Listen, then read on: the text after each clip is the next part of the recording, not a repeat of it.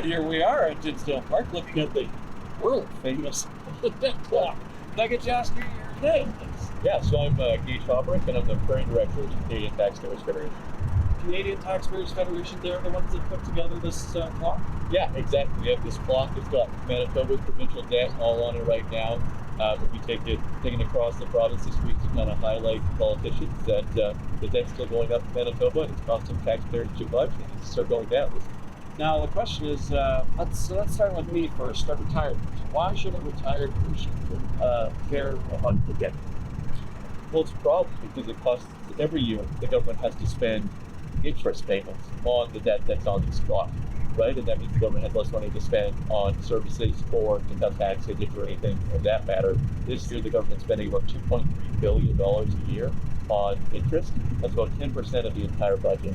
So when you look at how much debt is increasing, that means we could have had, if there was no debt, $2 billion more to spend on services in the province. So even if you're not directly paying taxes right now, to add to the debt, you're obviously accessing services. The government has less money spent on those when they're spending so much interest. Indeed. I think that captures the angle from the retired person. But can we switch gears now and talk about young people? Why would a deaf person care about a debt on BC?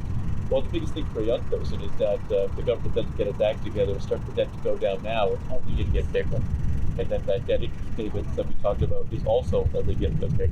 And then the problem is that when more and more of the government's budget is being stuck in debt interest, they have less money to pay for those services. They have to look for more money elsewhere. And usually the first place that the government looks is taxpayer pockets. So if you just grow it up and get your first job, the debt goes any higher. The government's going to look to hike taxes and increase that cost on you. Absolutely. And now let's go worst case scenario. At what point is the debt unsustainable, and then what happens? Whatever country is suffering that is making that.